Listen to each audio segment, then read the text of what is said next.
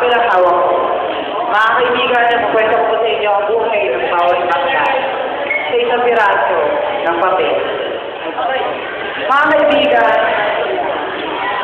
simula ko ng bata ako, iniisip ko na ano nga ba ang ibig sabihin ng bakla.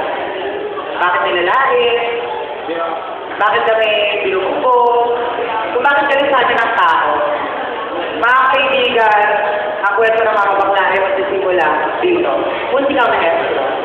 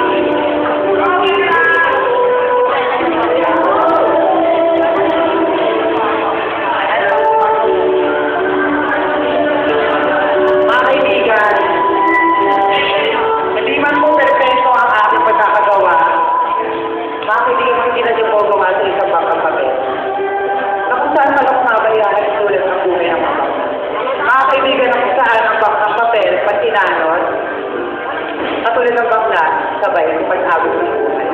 Lumalaban, nagiging matatalo.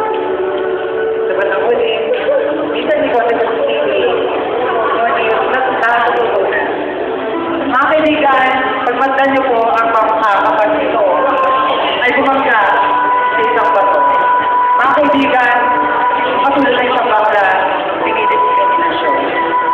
Ito po ang nangyayari.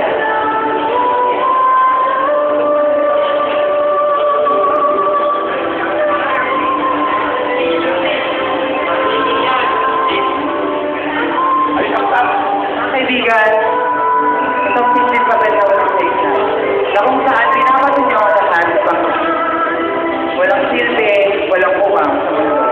Pero muna mga kaibigan,